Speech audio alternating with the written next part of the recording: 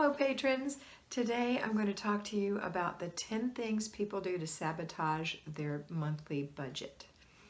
And these 10 things, and there are others, but these are the 10 major things that people do to sabotage their budget. You've heard me talk about your budget. You've heard me say spend less than you plan when you go to the grocery store, even if it's $1 less. It's empowering. It gives you peace. It gives you control. It's a way to love yourself. So I want you to think about these 10 things and see what you can do to live below your means instead of above your means. Okay, number 1, cable TV. Look and see what your habits are. Are you only watching regular television programs? Are you just watching local TV? Are you watching no TV at all and only movies? There are products for you, not even through cable. You can go look at them through other services. So look and see how you can cut your cable expenses. Or maybe just cut part of what you're already spending to the cable because you're not using a particular service. The second thing is new car payments. So drive what you're driving, get it paid off. It's such a great feeling to drive a car that's paid for. And then I know that you worry because you think, well, if I drive a brand new car, it's under warranty, blah, blah, blah. You know what? That's why we have an emergency fund. And we'll get to that.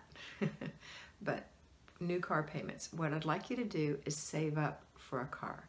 And a new car to you doesn't mean a new off the showroom floor either. Once you learn how to use that emergency fund and you have the confidence to know that you have funds to back yourself up and you buy a decent car, you don't have to buy a brand new car. It can still be new and new to you.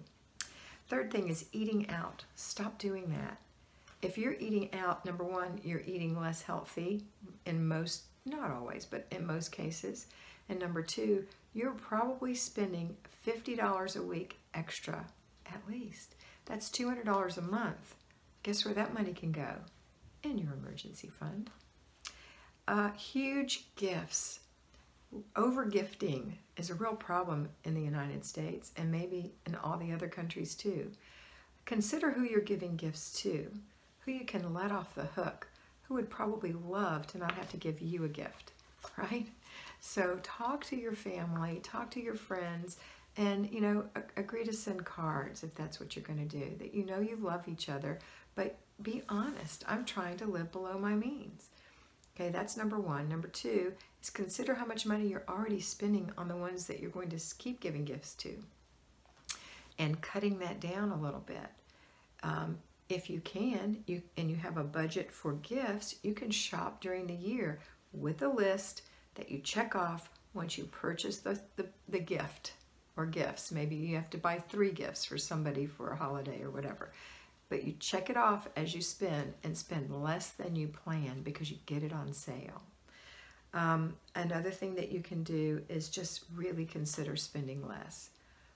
Just consider spending less. We cut ours in half and we only do our immediate family, my children, my grandchildren, my in-laws, my children's spouses, my parents. That's it.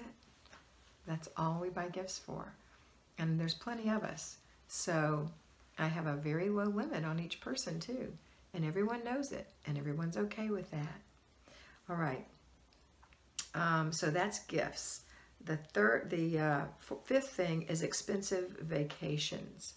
So save up for a vacation. If you don't have the money to go on vacation, don't charge it, just don't go.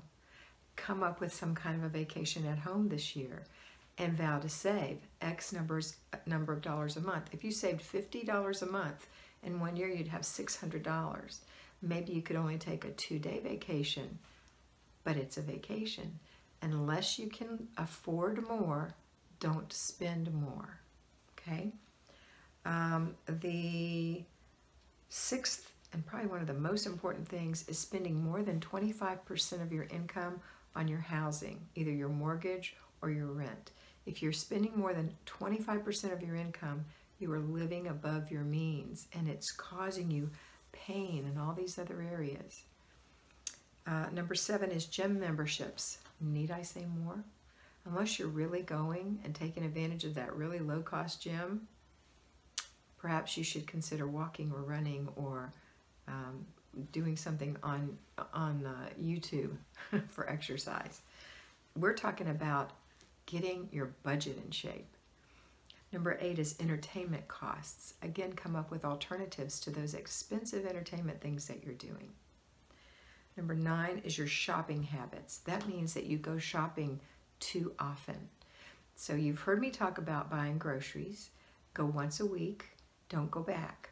Now let's say you totally forgot to buy eggs and it's critical that you have eggs because you have to make a birthday cake or whatever.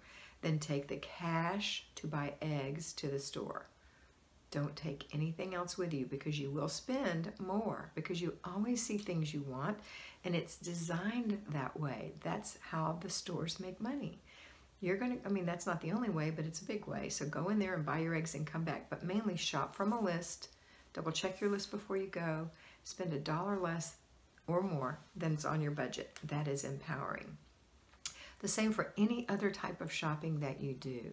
If it's your habit to go clothes shopping once a week, you're spending too much money on clothes. You probably don't have a 10-item wardrobe, and you probably have things that you can't wear or don't wear or won't wear, and you probably say to yourself, I have nothing to wear.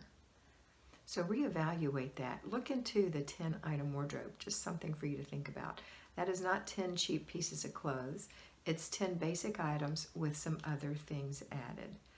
But it's a great way to know what you need and to shop for just what you need. And if you find yourself in the stores all the time, again, they know the psychology behind that. And they design it so that when you walk into their stores, the things that you see are the things that you want to buy, and it's real hard to keep yourself from doing that. So are your shopping habits out of control? Then limit yourself to how often you go in the stores. And number 10 is the emergency fund. Those emergencies put a huge hole in your monthly expenses. That's why you want to start an emergency fund today. If you put that $50 a week that you save from not going out to eat in your emergency fund, that's $2,400 a year. You'd be surprised how little you'll need your emergency fund when you have it. All right, that's it for today. I hope that was some food for thought. Have a wonderful day, and don't forget to be beautiful because you are beautiful.